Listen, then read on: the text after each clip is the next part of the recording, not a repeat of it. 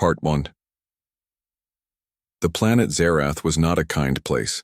Its skies were always filled with thick clouds that blocked out most of the sunlight, leaving the surface dim and gloomy. The air smelled strange, sharp like burning metal, and it carried tiny traces of poison that made breathing difficult for anything not adapted to it. Rivers ran red with acidic water, and huge plants with jagged leaves grew everywhere, their thorns as sharp as knives. The ground shook often, as if the planet itself were alive and angry. And then there were the creatures, monsters so big and fierce that even the strongest hunters thought twice before stepping into the wild. On this harsh world lived the Varn, a people who had survived against all odds.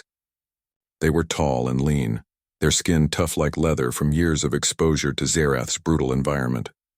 Their eyes glowed faintly in the dark, allowing them to see when the light faded completely. Every member of their clans knew how to fight, how to hunt, and how to endure. For generations they had believed they were alone, the only ones in the universe capable of living on such a deadly planet. They called themselves Deathworlders, proud of their strength and resilience. Kyle was one of the best hunters among the Varn. He moved silently through the wilderness, his spear always ready in his hand.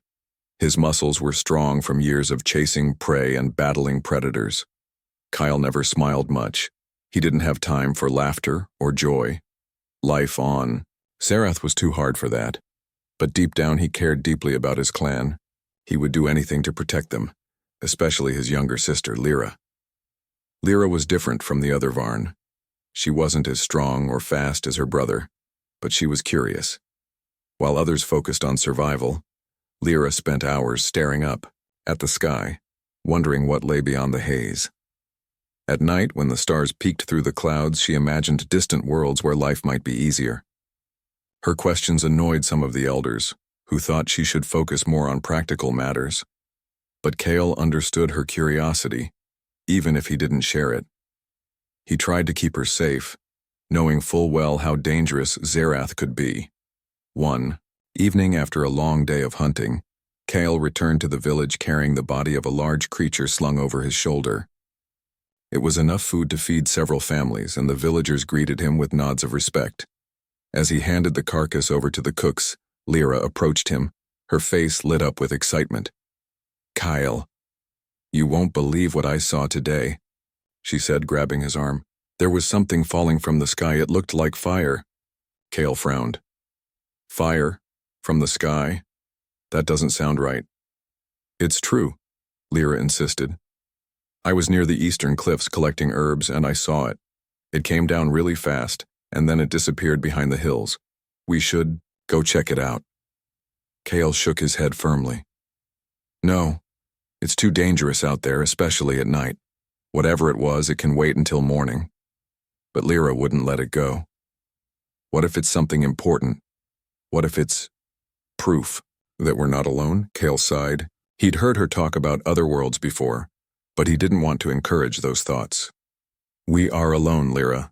This is our home, and no one else could survive here." Still, her words stayed with him.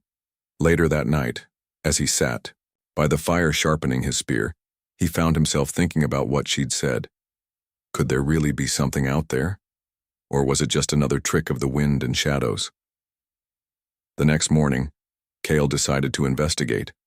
He told the elders he was going to scout the area for predators, but in truth he wanted to see what Lyra had seen. She begged to come along, but he refused, insisting she stay behind where it was safer. With his spear strapped to his back and a knife tucked into his belt, Kale set off toward the eastern cliffs. The journey took longer than expected. The terrain was rough, with jagged rocks and slippery slopes that slowed him down. By the time he reached the spot Lyra had described, the sun was already high in the sky. At first he didn't see anything unusual, just the usual barren landscape, dotted with twisted trees and patches of acid pools. Then as he climbed higher he noticed something strange, a shiny object half buried in the dirt. It was unlike anything Kale had ever seen. Smooth and metallic, it reflected the dim light in a way that made it almost glow. There were no signs of wear or damage, which seemed impossible given the harsh conditions of Zerath. Kale crouched down to examine it more closely. The surface felt cool to the touch, and when he pressed his hand against it, he felt a faint vibration, like a heartbeat. Suddenly, the object shifted. A section of its surface slid open with a soft hiss, revealing a dark interior. Kyle jumped back, raising his spear defensively. For a moment, nothing happened. Then slowly figures emerged. They were small compared to the Varn, with pale skin and round eyes that blinked in the dim light. They wore clothing made of strange materials, sleek and form-fitting. One of them stepped forward, holding up a device that emitted a series of clicks and whistles. Kale tensed, unsure whether to attack or retreat. "Peace," the figure said in broken, accented speech. "We mean no harm." Kale lowered his spear slightly but kept it pointed at them. "Who are you?" he demanded, though he doubted they would understand. The figure gestured to itself. "Ethan, human." Then it pointed to Kale. "You, Varn?" Kale's heart raced. How did they know his people's name? And what did they want here? Before he could ask more questions, another human stepped forward, this one holding a small glowing screen. Words appeared on it, written in simple symbols. "We seek refuge," the screen read. "Our home destroyed. Need help." Refuge? Help? Kyle didn't know what to make of it. These humans looked weak, fragile even compared to the Varn. Yet, they had somehow crossed the stars to reach Zerath. If they truly needed help, could the Varn afford to turn them away? Or was their arrival a threat to everything his people had built? Kale decided to take them back to the village. Whatever these humans were, they deserved to face the elders. As he led them through the wilderness, he couldn't shake the feeling that nothing would ever be the same again. Part 2. When Kale returned to the village with the humans in tow, whispers spread quickly among the Varn. The sight of these strange beings caused both curiosity and unease. Children peeked out from behind their parents' legs, while hunters tightened their grips on their weapons. The elders gathered around a large stone table at the center of the village, their faces stern as they waited for Kyle to explain. Kyle stood tall, his spear resting against his shoulder. He spoke clearly, describing how he had found the humans, near the eastern cliffs. "They say they come from another world," he said. "Their home is gone, destroyed. They ask for help." One of the elders, a grizzled man named Darren, narrowed his eyes. "And why should we trust them? They are not of Zerath. They do not know our ways." "They seem weak," another elder added, her voice sharp. "How can they survive here if they cannot even endure the journey?" Kyle hesitated before answering. "They have tools, strange things that hum and glow. They may not be strong like us, but they are clever." Ethan, the leader of the humans, stepped forward cautiously. Through gestures and broken words, he tried to communicate. "We mean no harm. We learn. We work together." The elders exchanged glances, unsure what to make of him. Lyra, who had been watching quietly from the edge of the crowd, finally stepped forward. "Maybe we should listen to them," she said softly. "If they came all this way, they must be desperate." Darren frowned at her. "This is not your place to speak, girl." But Lyra didn't back down. "What if they can teach us something? Or what if we can help them? Isn't that what we would want if we were in their position?" Her words hung in the air, making the elders uneasy. Finally, one of them, an older woman named Mira, spoke up. "Let them stay, for now. But they will be watched closely. If they cause trouble, they will leave." With that decision made, the humans were given a small shelter on the outskirts of the village. The Varn kept their distance, observing the newcomers with suspicion. Over the next few days, Ethan and his group worked hard to prove themselves. They helped repair damaged structures, shared their knowledge of medicine when someone fell ill, and offered new ideas for farming in the harsh soil. Slowly, some of the Varn began to see value in their presence. Lyra was one of the first to approach them openly. She visited the humans' shelter often, bringing food and supplies. She was fascinated by their stories of other worlds and their advanced tools. One day she brought along Mia, a young human woman who seemed eager to talk. Together they sat under the shade of a twisted tree, exchanging stories. "Your world sounds beautiful," Lyra said, her eyes wide with wonder. "All those stars. You've seen. I've never even left Earth." Mia smiled. "It wasn't always beautiful. Earth, our home, had its problems too. But yes, there's so much out there. You'd be amazed." "What about Zerath?" Lyra asked. "Do you think it's strange compared to other places?" Mia laughed lightly. "Strange? Definitely. But also incredible. Surviving here takes strength. You and your people are amazing." Lyra felt a warmth in her chest at those words. For so long she had wondered if the Varn were just surviving or truly living. Hearing Mia's admiration gave her hope. Not everyone shared Lyra's optimism. Kyle remained wary of the humans, convinced that their arrival could disrupt the delicate balance of life on Zerath. He watched as they ventured into the wilderness, collecting samples of plants and water. Though they claimed to be studying the environment, Kale worried they might unintentionally harm it, or worse, attract predators. His fears were realized one afternoon when a group of human scouts wandered too far into dangerous territory. A massive predator known as a razor claw emerged from the shadows, its claws gleaming like blades. The humans froze, unsure what to do. Their weapons were useless against the creature's thick hide. Kale happened to be nearby, tracking game. When he heard the commotion, he rushed toward the sound. Without hesitation, he threw his spear, striking the razor claw in its side. The beast roared in pain, turning its attention to him. Kyle dodged its attacks, using his agility to stay out of reach. Finally, with a powerful leap, he drove his knife into the creature's neck, killing it. Breathing heavily, Kale turned to the humans. Ethan stumbled forward, his face pale with shock. "Thank you," he said, his voice trembling. "You saved us." Kale didn't respond. He retrieved his spear and wiped the blood off his knife. Then, without another word, he walked away, leaving the humans to tend to their wounded. That night, Kale sat alone by the fire, staring into the flames. He replayed "为了保持连贯性，我将继续以简单英语完成这部分." That night, Kyle sat alone by the fire, staring into the flames. He replayed the events of the day in his mind. Saving the humans had been instinct. It was what any Varn would have done. But it troubled him. Why did he feel responsible for them? They were outsiders, strangers who knew nothing of Zerath's dangers. Yet, when he saw the gratitude in Ethan's eyes, something inside him shifted.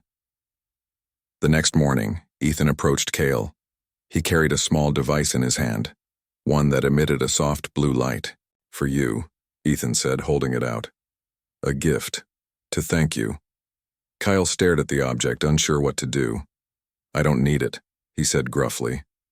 "It's a tool," Ethan explained. "It can heal wounds, maybe save lives." Reluctantly, Kale took the device. It was lightweight and warm to the touch. He nodded once, acknowledging the gesture. "Be careful where you go," he said. "This land doesn't forgive mistakes." Ethan nodded.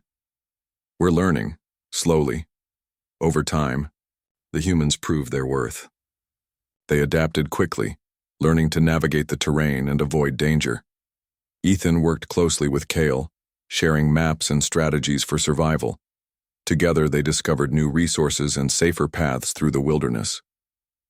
Lyra and Mia continued their talks, forming a bond that bridged the gap between their two peoples. Still, not all the Varn were convinced. Some whispered that the humans were changing their way of life too much. Traditional hunting grounds were being altered to make room for human experiments.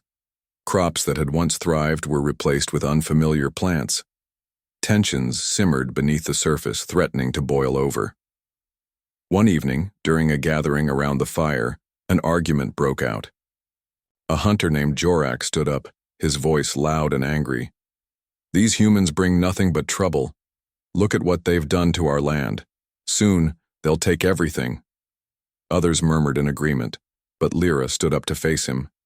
"They've brought new ideas and tools that help us survive. Isn't that worth something?" Jorak glared at her. "Survive? We survived fine before they came. Now they weaken us, make us depend on their tricks. Kale stepped in before the argument could escalate. Enough, he said firmly. The humans are here. We must decide how to live with them, not fight about it. His words quieted the crowd, but the tension remained. As the fire died down and people returned to their homes, Kale couldn't shake the feeling that bigger challenges lay ahead. The humans had shown they could adapt, but could the Varn accept them fully? Or would their differences tear both groups apart? Despite his doubts, Kale found himself thinking about the future, not just for the Varn, but for everyone on Zerath. Perhaps Lyra was right. Perhaps change wasn't always bad. But trusting the humans completely still felt like a risk he wasn't ready to take. Part 3. The days turned into weeks and the humans and Varn continued to work together. They shared meals, exchanged knowledge, and even began teaching each other their languages. Ethan spent hours practicing Varn words with Kale, while Lyra helped Mia learn the basics of survival on Zerath. Despite their differences, there was a growing sense of cooperation. But beneath the surface, cracks were starting to form. One of the biggest challenges came from the land itself. The humans had started experimenting with farming techniques they'd used on Earth, planting crops in small patches near the village. At first it seemed promising. The soil on Zerath was tough, but the humans found ways to enrich it using natural fertilizers and irrigation systems. However, their efforts disturbed the balance of the ecosystem. Some of the native plants, which had been harmless before, began to mutate. Their thorns grew longer, their roots spread wider, and some even started emitting a strange, sticky sap that burned on contact. Kyle noticed the changes during one of his hunting trips. He returned to the village with a deep frown etched on his face. "Something is wrong," he said to the elders. "The plants near the fields are changing. They're becoming dangerous." Darren, the grizzled elder, nodded grimly. "It's the humans' doing. Their meddling is upsetting the land." Lyra overheard the conversation and stepped forward. "They're only trying to help," she argued. "If we don't try new things, how will we survive?" Darren shot her a sharp look. "Survival means respecting the land, girl, not forcing it to bend to our will." The argument didn't end there. Word spread quickly through the village, and soon everyone had an opinion. Some sided with the elders, blaming the humans for the changes. Others, inspired by Lyra's words, defended the newcomers. Tensions rose, and for the first time since the humans arrived, the unity of the Varn began to falter. Ethan heard about the unrest and approached Kale. "We didn't mean to cause trouble," he said. "If the plants are changing because of us, we'll fix it. Just tell us what to do." Kale sighed. He wanted to believe Ethan's intentions were good, but doubt lingered in his mind. "Fixing it won't be easy," he replied. "This planet doesn't forgive mistakes. Once something changes here, it stays changed." Despite Kale's warning, Ethan and his group worked tirelessly to address the problem. They studied the mutated plants, consulting with the Varn hunters who knew the land best. Together, they devised a plan to remove the affected areas and replant native species. It was hard, exhausting work, but slowly the land began to heal. The effort brought the two groups closer together. Kale found himself respecting Ethan more than he expected. The human leader wasn't afraid to get his hands dirty or admit when he was wrong. For his part, Ethan admired Kale's strength and wisdom, often seeking his advice on matters both big and small. Their partnership became a symbol of hope for others in the village. But not everyone was ready to embrace this newfound harmony. A rival clan of Varn, led by a fierce warrior named Rin, saw the humans as a threat to their way of life. Rin's people lived farther away, in the harsher regions of Zerath, where survival was even harder. They viewed the main village's cooperation with the humans as a sign of weakness. One evening, as the sun dipped below the horizon, Rin and his warriors arrived at the village. Their weapons were drawn, and their faces were painted with symbols of war. Kale stepped forward to meet them, his spear in hand. "What do you want?" Kale demanded, his voice steady. Rin sneered. "You've let outsiders poison our land. They don't belong here. If you won't drive them out, we will." The villagers gathered behind Kale, ready to defend their home. Lyra stood beside him, her heart pounding. She looked at Mia, who stood among the humans, her expression calm but determined. This was a moment that would define them all. "We're not leaving," Kale said firmly. "The humans have earned their place here. If you want to fight, you'll get one." Rin laughed, a cold, bitter sound. "So be it." The battle began under the dim light of Zerath's twin moons. The clash of weapons echoed through the night as the two sides fought fiercely. Kale moved like a shadow, striking down Rin's warriors, with precision.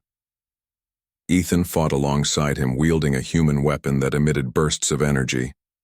Though unfamiliar with close combat, Ethan proved resourceful, using his agility to stay alive. Lyra stayed back, helping tend to the wounded. She worked side by side with Mia, applying bandages and using the healing device Ethan had given Kale. Together they saved lives, their bond stronger than ever. The turning point came when Rin himself charged at Kale. The rival warrior was larger and stronger, his blows heavy enough to crack stone.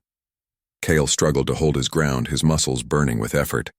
Just as Rin raised his blade for a final strike, Ethan intervened, firing his weapon and stunning Rin long enough for Kale to disarm him. Breathing heavily, Kale pointed his spear at Rin's chest. "It's over," he said. "Leave now, or we'll finish this." Rin glared at him, hatred burning in his eyes, but he knew he was outnumbered. With a growl, he signaled his warriors to retreat. As they disappeared into the darkness, the villagers erupted in cheers. The battle was won, but the cost was high. Several Varn and humans lay injured, and the scars of conflict would take time to heal. Afterward, Kale and Ethan stood together, surveying the damage. "We did it," Ethan said, his voice quiet but filled with relief. Kale shook his head. "No. You did it. Your people fought bravely tonight." Ethan smiled faintly. "And yours showed us what it means to stand together." In the days that followed, the village began to rebuild.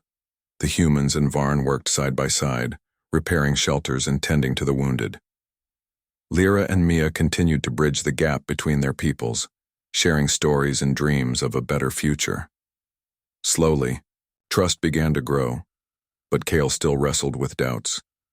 He had seen the strength of the humans, their determination to adapt and survive, yet he couldn't shake the feeling that their presence marked the beginning of a new era, one that would test the Varn in ways they couldn't yet imagine.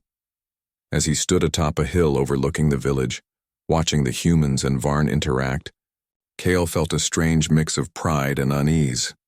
The world was changing, whether he liked it or not.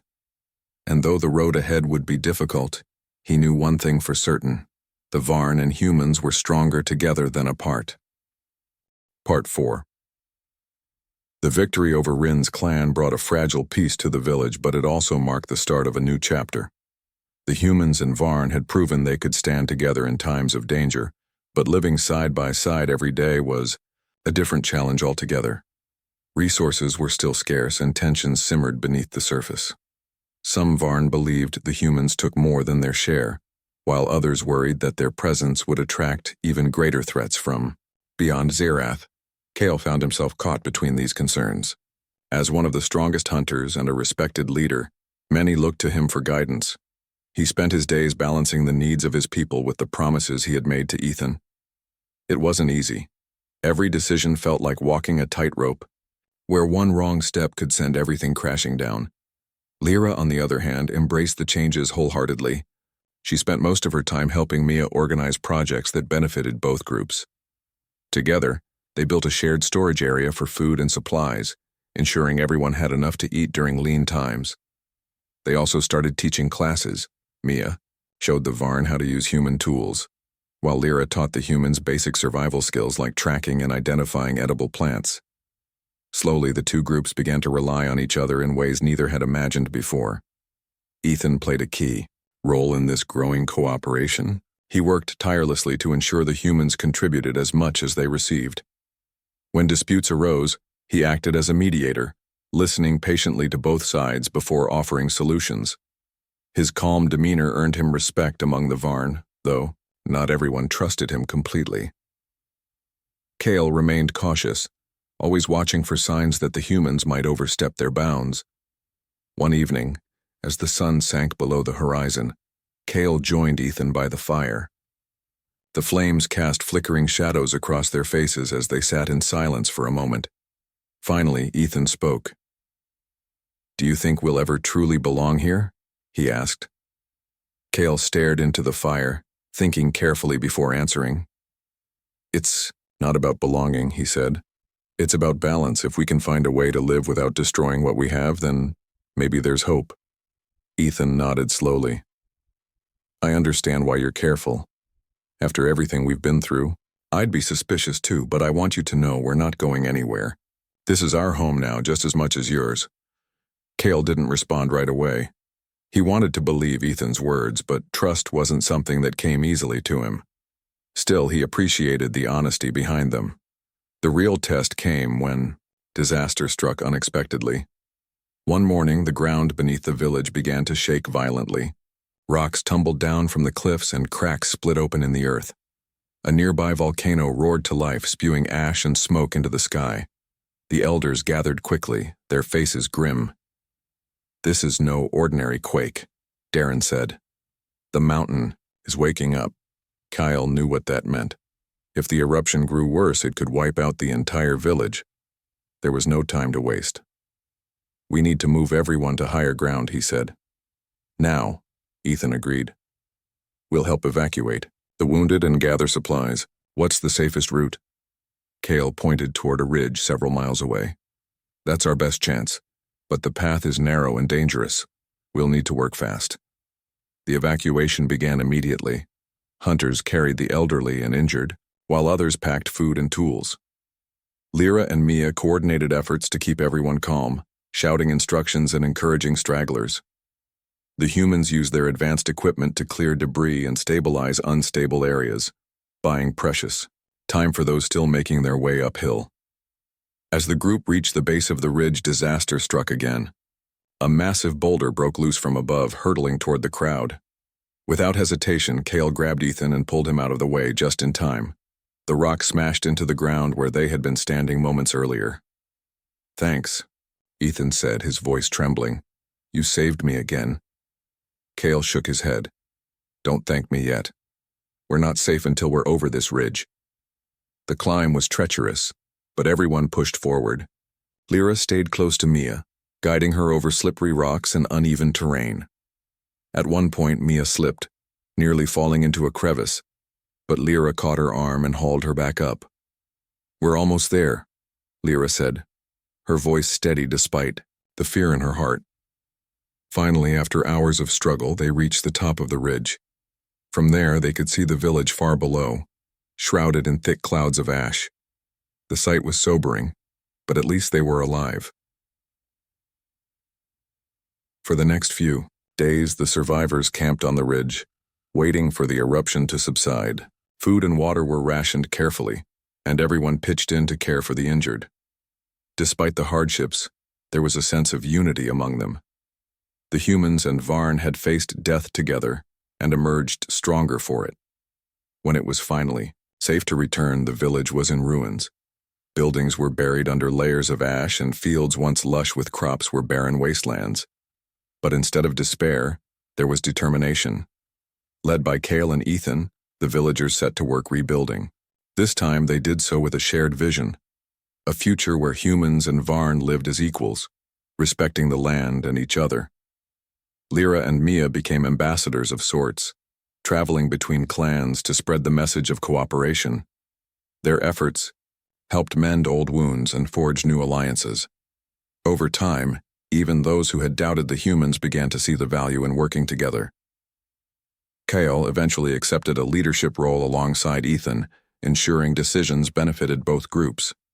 Though he still carried doubts, he recognized the strength that came from unity. Together, they mapped out plans for sustainable farming, improved shelters, and better defenses against predators and natural disasters. As the seasons changed, so did the village. It grew larger and more prosperous, with humans and Varn contributing their unique skills to create something neither could have achieved alone. Children played together, learning from both cultures. Elders shared stories around the fire, passing down wisdom from generation to generation. On a quiet evening, Cale stood atop the rebuilt watchtower, looking out over the land. Ethan joined him, carrying 2 cups of steaming tea. "Here," he said, handing one to Cale. "Thought you might need this." Cale accepted it with a nod. For a long time they stood in silence, watching the stars emerge from the haze. Finally, Ethan spoke. "Do you think we've done enough? To make this work, I mean?" Cale sipped his tea, considering the question. "It's not about doing enough," he said. "It's about keeping the balance. As long as we remember that, we'll survive." Ethan smiled faintly. "Balance, huh? Sounds like something I can get behind." As the night deepened, the sounds of laughter and music drifted up from the village below. The humans and Varn had come together to celebrate their survival, their differences blending into a tapestry of resilience and hope. Cale felt a rare sense of peace wash over him. The road ahead would still be difficult, but for the first time, he believed they could face it, together. And so, under the twin moons of Zerath, a new chapter began, not just for the Varn and the humans, but for all who called this unforgiving world their home. Part 5. The rebuilding of the village was no small task. It required every ounce of strength, skill, and determination from both the Varn and the humans.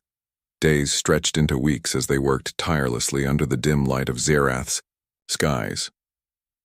The air was thick with ash, and the ground was still unstable in places, but no one complained.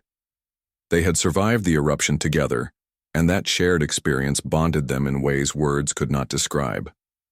Cale took charge of organizing the construction efforts. He divided the villagers into teams, assigning tasks based on their strengths. Hunters cleared paths through the wilderness, ensuring safe routes for gathering materials. Farmers experimented with new crops, blending human techniques with Varni traditions to create hardier plants. The humans contributed their tools and knowledge, building sturdy shelters that could withstand Zerath's harsh conditions. Ethan stayed by Cale's side throughout, offering advice and support. Though he lacked the physical strength of the Varn, his ingenuity made up for it. He designed a system of pulleys to lift heavy stones, saving time and effort. He also introduced solar-powered lamps, which provided much-needed light during the long, dark nights. At first, some of the elders were skeptical of these innovations, but when they saw how effective they were, they began to embrace them. Lyra and Mia continued to play vital roles in bridging the gap between the two groups. They organized gatherings where Varn and humans could share stories, songs, and traditions. These events helped break down barriers and foster understanding. Lyra taught Mia the ancient dances of the Varn, while Mia showed Lyra how to paint using pigments derived from earth plants. Their friendship became a symbol of hope, inspiring others to look beyond their differences. But even as progress was made, challenges remained. Food supplies were running low, and hunting parties often returned empty-handed. The eruption had disrupted animal migration patterns, scattering prey across vast distances. Kyle led several expeditions into uncharted territories, searching for new sources of food. On one such trip, he encountered a herd of creatures unlike any he had seen before, small, swift, and covered in shimmering scales. They were difficult to track, but their meat proved nutritious and abundant. With this discovery, the village's food shortage began to ease. Another issue arose when tensions flared between younger members of the two groups. Some Varn youths resented the humans, accusing them of taking jobs and resources meant for their own people. Similarly, a few human teenagers felt excluded by the Varn, believing they were treated as outsiders despite their contributions. Fights broke out, threatening to undo the fragile peace. When news of these conflicts reached Cale and Ethan, they acted quickly. Together, they called a meeting in the center of the village, inviting everyone, young and old, to attend. Standing before the crowd, Cale spoke firmly. "We've come too far to let anger divide us," he said. "If you have a problem, speak it now. But remember this, we are stronger together." Ethan followed with a heartfelt plea. "We're all survivors here. We've faced death worlds, volcanoes, and enemies who wanted to tear us apart. If we can overcome those things, we can overcome anything, including ourselves." Their words resonated with the villagers.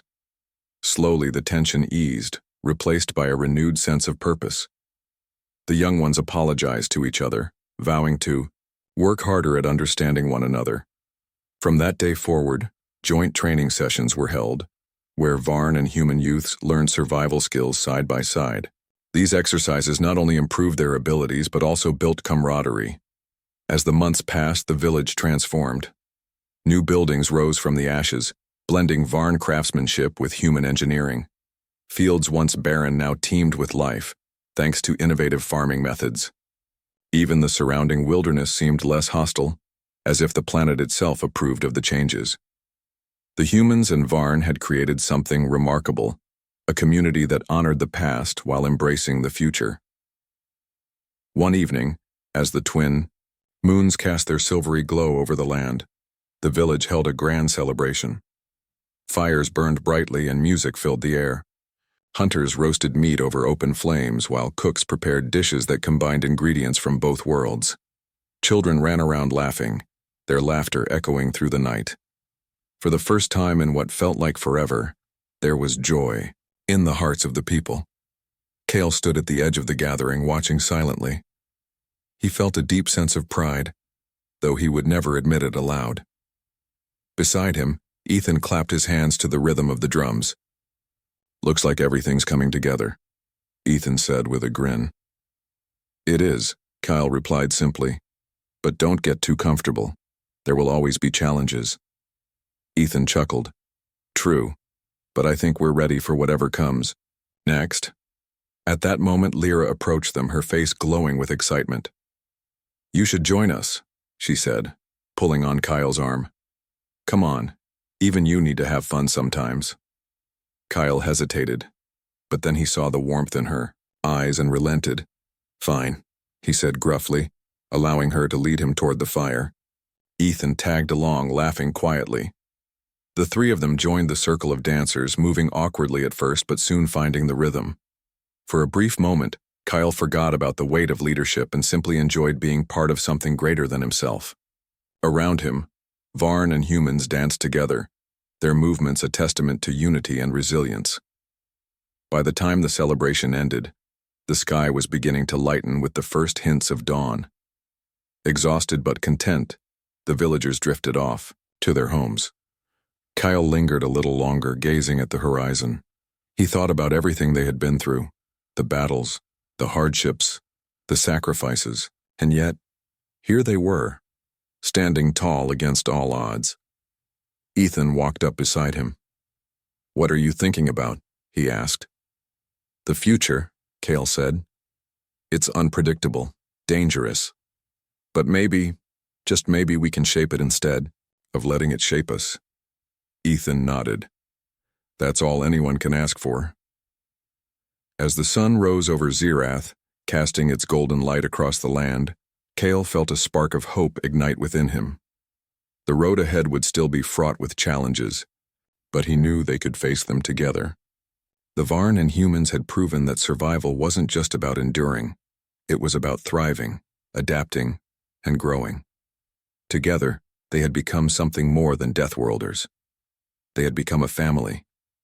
And so, under the watchful eyes of the twin moons and the rising sun, the people of Zerath stepped boldly into their shared future, ready to write the next chapter of their story.